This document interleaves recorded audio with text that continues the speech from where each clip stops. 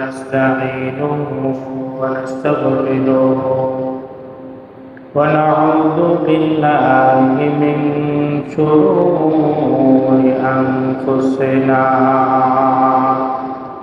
ومن سيئات أعمالنا من يهده الله فلا مضل له ومن يضلله فلا هادي له ونشهد أن لا إله إلا الله وحده لا شريك له ونشهد أن سيدنا وحبيبنا وحبيب قلوبنا محمدا عبده ورسوله أرسله بالحق بشيرا ونذيرا وداعيا إلى الله بإذنه وسراجا منيرا فقد قال الله تبارك وتعالى في القرآن الكريم أعوذ بالله من الشيطان الرجيم بسم الله الرحمن الرحيم إن الله وملائكته يصلون على النبي يا أيها الذين آمنوا صلوا عليه وسلموا تسليما اللهم صل على سيدنا مولانا محمد وعلى آل سيدنا شفيعنا محمد بلغ العلا بكماله كشف الدجى بجماله حسنت جميع خصاله صلوا عليه وآله ربي زدني علما ربي زدني علما رب اشرح لي صدري ويسر لي أمري واحلل عقدة من لساني يفقهوا قولي وبك نستعين يا مستعان সম্মানিত মুসল্লিরা আল্লাহ তাবারক ওয়া তাআলার দরবারে অসংখ্য অগণিত শুকরিয়া যে আল্লাহ রাব্বুল ইজ্জত আমাকে আপনাকে সুস্থ সবল রেখেছেন। আবারও একটি জুমার দিনে জুমার নামাজ আদায়ের উদ্দেশ্যে আমাকে আপনাকে ওযু ইস্তেঞ্জা সেরে পাক পবিত্র হয়ে আগে আগে মসজিদে আসা তৌফিক এনায়েত ফরমালেন। সেই রবের কাছে একবার কালেমাতুশ শুকর পাঠ করি, সকলেই বলি আলহামদুলিল্লাহ। সম্মানিত উপস্থিতি, আজকের দিনে আমরা ক্যালেন্ডারের দিকে তাকাইলে দেখতে পাচ্ছি 2026 সালের মে মাসের আজকে 1 তারিখ এবং আমরা বাংলা সনের দিকে তাকাইলে দেখতে পাচ্ছি 1433 বাংলা সনের বৈশাখ মাসের আজকে 18 তারিখ এবং আরবি সনের দিকে তাকাইলে 1447 হিজরি সনের জিলকদ মাসের আজকে 12 তারিখ। যেহেতু বৈশাখের চলছে বৈশাখ মাস, বৈশাখ জ্যৈষ্ঠী গ্রীষ্মকাল। কিছুদিন আগেও আমরা তীব্র কড়া রোদ, ভ্যাপসা গরমের মধ্য দিয়ে সময় পার করছিলাম। গত সপ্তাহ থেকে আমাদের বৃষ্টিস্নাত আবহাওয়ার কারণে একটু নরম পরিবেশ চলছে। তো এই নরম পরিবেশটা আমাদের জন্য আনন্দদায়ক হলেও আমাদের এই বর্ষা মৌসুমে ধান কাটার যে একটা মৌসুম চলে আসে, সেটার জন্য কিন্তু আবার বৃষ্টিটা ভালো নয়। তো যখন কড়া রোদ হয় তখন মনে হয় এত গরম, কষ্টকর সময়, কিন্তু সেটা ফসলের জন্য ভালো। আবার যখন বৃষ্টি হয় তখন বসবাসের জন্য আরাম লাগে, কিন্তু ফসল কাটার জন্য সেটা আবার কষ্টকর, ঠিক কিনা? তো রোদ বৃষ্টি এই দুটাই প্রকৃতির বিষয়, সেখানে আমাদের খুব একটা হাত নেই। এজন্য আমরা নিজেদেরকে প্রকৃতির সাথে, রোদ বৃষ্টির সাথে মানিয়ে নেওয়ার চেষ্টা করব, এটাই হবে আমাদের কাজ। আর যেহেতু আজকে 1 মে, পুরো বিশ্বে আজকে শ্রমিক দিবস পালিত হচ্ছে।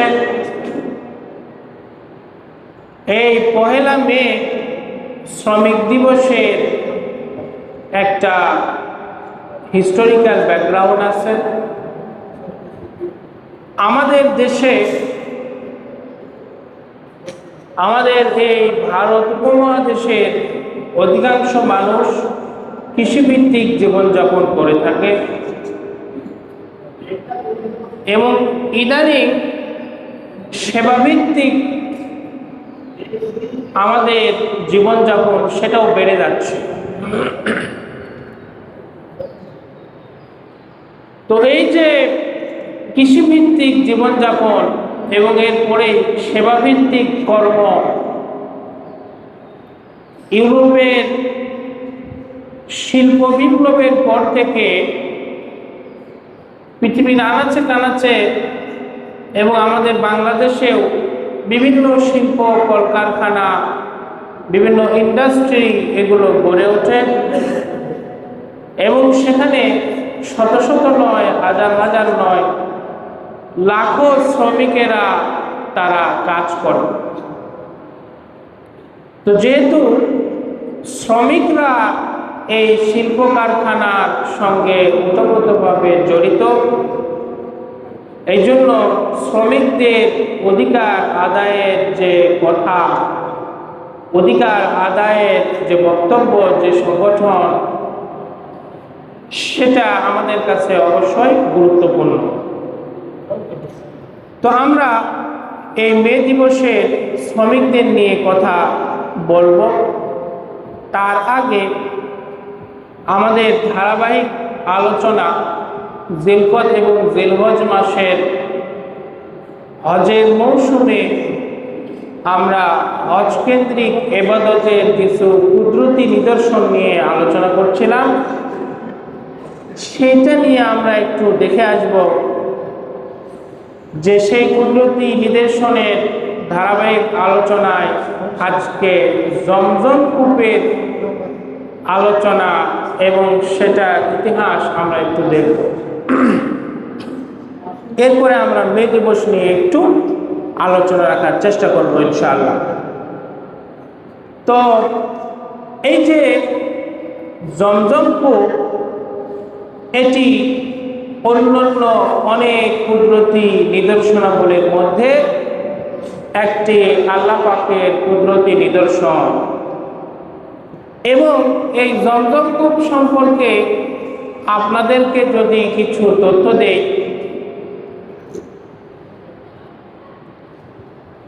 আপনাদের অনেকেরই ঘুম পাচ্ছে, একটু নড়ে সরে বা আসনটা চেঞ্জ করে নিলে ভালো হতো। যারা হয়তো একটু বসার ধরনটা চেঞ্জ করবে, অনেকেরই ঘুম পাচ্ছে। নরম দিন চলছে, তো বৃষ্টি হয়েছে, একটু ঘুম ধরছে, ঠিক না? তা আপনারা একটু নড়ে সরে বসবেন ইনশাআল্লাহ। আমরা অল্প সময় যেহেতু কিছু কথা রাখি, মসজিদে আসছে 10-15 মিনিট 20 মিনিট কিছু কথা হবে, এরপরে আমরা নামাজ আদায় করব। এই অল্প সময়টা ইনশাআল্লাহ আমরা ঘুমকে বিদায় জানানোর চেষ্টা করব। একটু আমরা নড়ে সরে বসবো ইনশাআল্লাহ। আচ্ছা, সবাই একটু জিকির করি আমরা মাহফিলের মতো। লা ইলাহা ইল্লাল্লাহ, লা ইলাহা ইল্লাল্লাহ, লা ইলাহা ইল্লাল্লাহ, মুহাম্মাদুর রাসূলুল্লাহ, লা ইলাহা ইল্লাল্লাহ।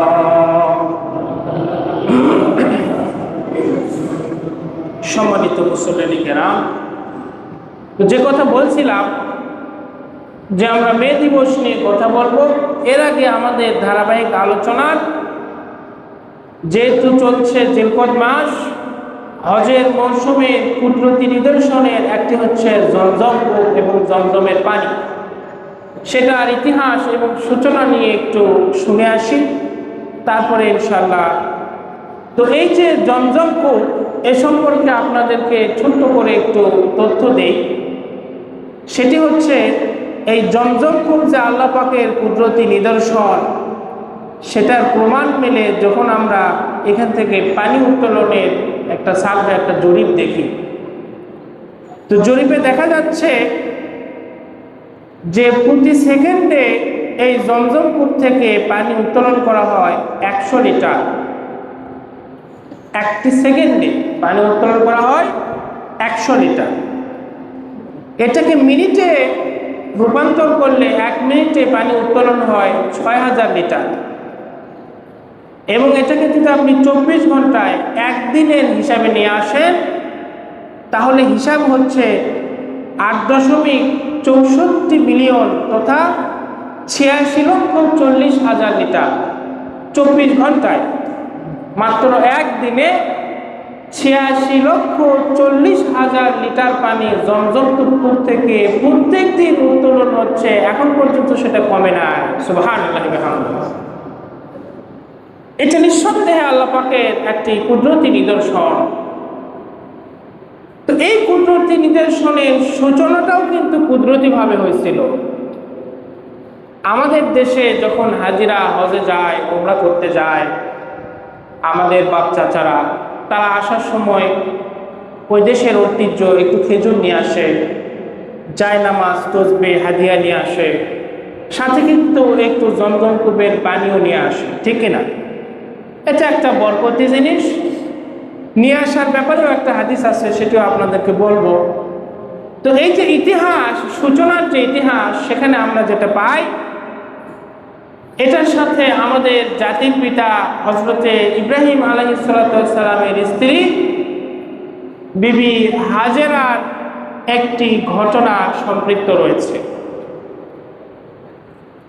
হযরত ইব্রাহিম আলাইহিস সালাম যখন বিবি হাজেরাকে বিবি হিসেবে গ্রহণ করলেন, লম্বা গল্প।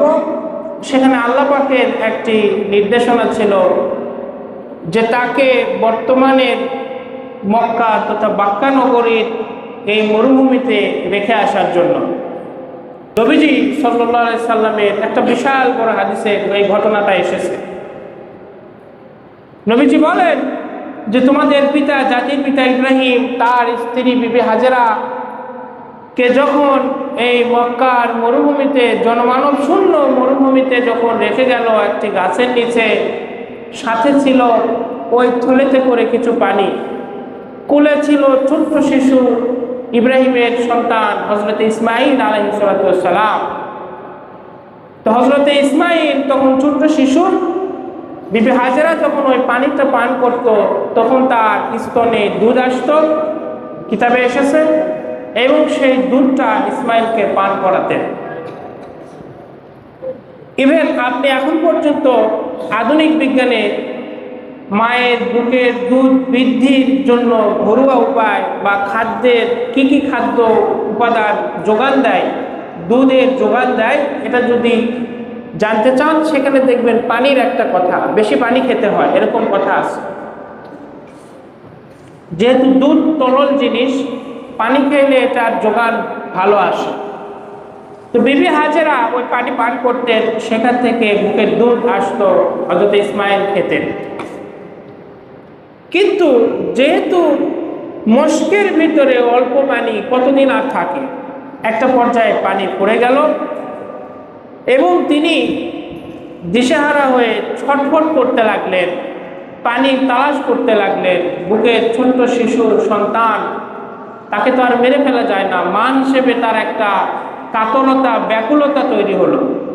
বিবি হাজেরা এই ব্যাকুলতা নিয়ে পানির তালাশে ছোটাছুটি আরম্ভ করলেন। তিনি মনে মনে ভাবলেন যে হয়তো পাহাড়ে উঠলে আমি দূর থেকে কোনো গোত্র, কোনো কাফেলাকে হয়তো দেখতে পাবো, তাদের কাছে আমার সন্তানের জন্য কিছু পানি হয়তো চেয়ে নেব। এই উদ্দেশ্যে বিবি হাজেরা সর্বপ্রথম সাফা মারওয়াতে উঠলেন। কিতাবে এসেছে সাফা মারওয়াতে উঠে তিনি তাকাতাকি করলেন ডানে বাঁয়ে, এদিকে ওদিকে। মহিলা মানুষ পাহাড়ে উঠেছেন কষ্ট করে, কিন্তু উনি অনেক চেষ্টা, তাকাতাকি, খোঁজাখুঁজির পরে কাউকে পেলেন না। সে পাহাড় থেকে নেমে এসে উনি আবার আরেক পাহাড়ে উঠলেন, মারওয়া পাহাড়ে। এই মারওয়া পাহাড়ে যিনি উঠলেন, আবারও উনি খোঁজাখুঁজি করলেন, তাকাতাকি করলেন, কাউকে দেখতে পেলেন না। তার এই ব্যাকুলতা, কাতরতা নিয়ে উনি তারপরে থেমে যান নাই। বারবার এ পাহাড় থেকে ও পাহাড়, ও পাহাড় থেকে এ পাহাড় ছুটাছুটি করতে লাগলেন। কিতাবে এসেছে 7 বারের মতো তিনি এই সাফা এবং মারওয়া পাহাড়ে, এবার একবার এই পাহাড়ে গেলেন, একবার ও পাহাড়ে গেলেন। তার মন মানছে না, হয়তো কাউকে দেখতে পাবেন, কোন পুত্র অথবা কোনো কাফেলা একটু পানি পাবেন, তার সন্তানটা বেঁচে যাবে। মাঝে মাঝে উনি সন্তানকে এসে দেখেন যে খাদ্যের অভাবে মৃত্যুর কাছাকাছি চলে গেছেন। এরকম পর্যায়ে তিনি আল্লাহর কাছে দোয়া করলেন, সন্তানের জীবন ভিক্ষা চাইলেন।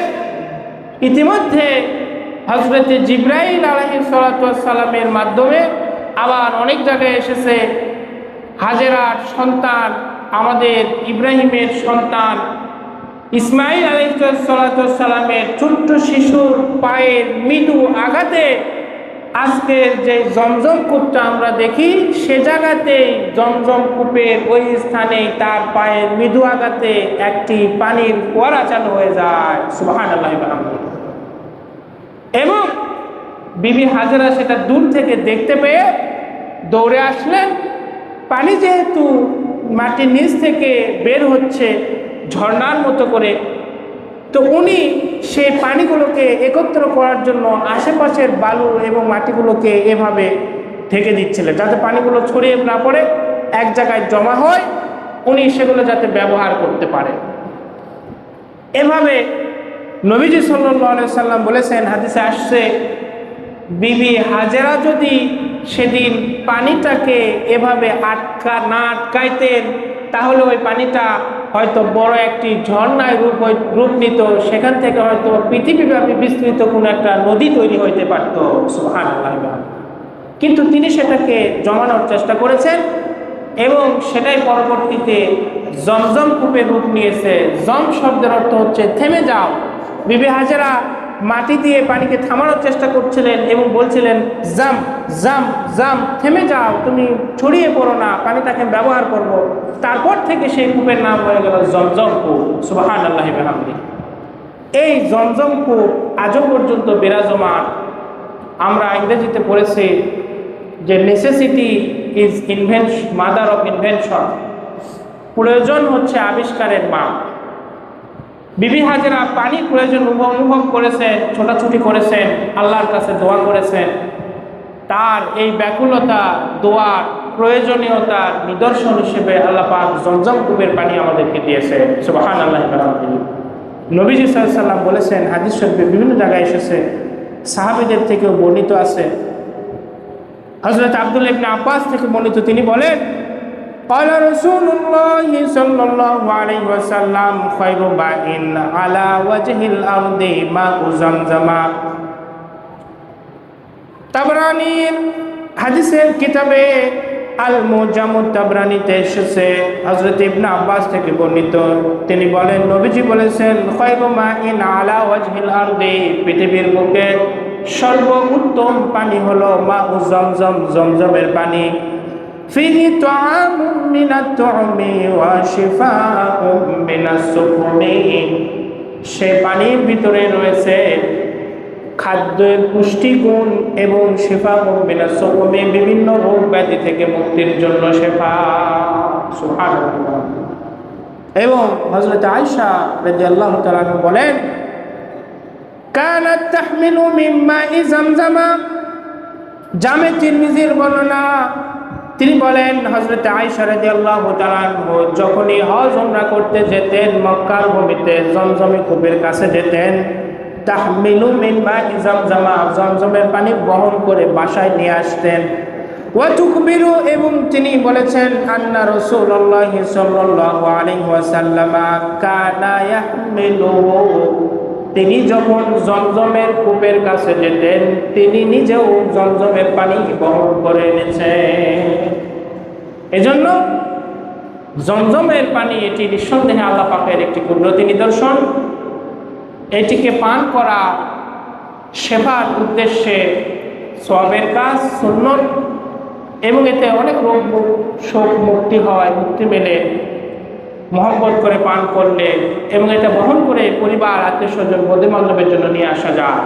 আপনারা হজে গেলে হাদিয়া হিসেবে অবশ্যই এটি নিয়ে আসতে পারবেন এবং এটি আনা একটি ভালো কাজ। সম্মানিত উপস্থিতি, হজে কুদরতি নিদর্শনাবলী নিয়ে আলোচনা করছিলাম। আজকে হচ্ছে পহেলা মে দিবস। দুঃখজনক বিষয় হলো পহেলা মে দিবসের ভালো দিক সেটা আমাদের সকলের জানা। জায়গায় জায়গায় আয়োজন অনুষ্ঠান হচ্ছে, সরকারি বেসরকারি, সরকারি দল বিরোধী দল, অনেক প্রতিষ্ঠান সংগঠনের আয়োজনে দিবসটি পালন হচ্ছে, সরকারি ছুটি আছে। কিন্তু দুঃখজনক বিষয় হলো এটা একটা হিস্টোরিক্যাল ব্যাকগ্রাউন্ড আছে, যেটা আপনারা সকলেই জানেন। যুক্তরাষ্ট্রে শুরু হয়েছিল। যারা শ্রমিক, যারা সেবা দিয়ে অর্থ উপার্জন করে, তাদের কর্মঘণ্টা যাতে 8 ঘন্টা করা হয় 24 ঘন্টার ভিতরে, সেটা প্রতিষ্ঠিত হয়ে গেল এবং সারা বিশ্ব গ্রহণ করলো শ্রমিকদের দিকে তাকিয়ে। নবীজি সাল্লাল্লাহু আলাইহি সাল্লাম বলেছেন শ্রমিকের ঘাম শুকানোর আগেই তার পারিশ্রমিকটাও দিয়ে দাও। শ্রমিকদের জন্য নবীজি ইসলাম বান্ধব কথা বলেছেন। কিন্তু দুঃখজনক বিষয় হলো আমরা সব কিছু করি, আয়োজন উল্লাস করি, শ্রমিকদের ন্যায্য অধিকার কেউ দিতে রাজি হয় না।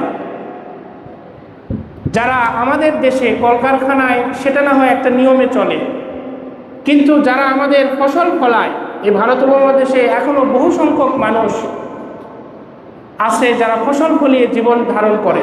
গ্রামে গঞ্জের অধিকাংশ ফসলের ন্যায্য মূল্যটা কিন্তু তারা পায় না। ধান, আলু, সরষা, গম, এটা আপনি দেখবেন তারাও এক ধরনের শ্রমিক। তারা হয়তো শিল্প কারখানায় শ্রম দেয় না, তারা জমিনে শ্রম দেয়, এদেশের মাটিতে তারা শ্রম দেয়, ফসল ফলায়, আমার আপনার জন্য তারা খাদ্যের যোগান দেয়।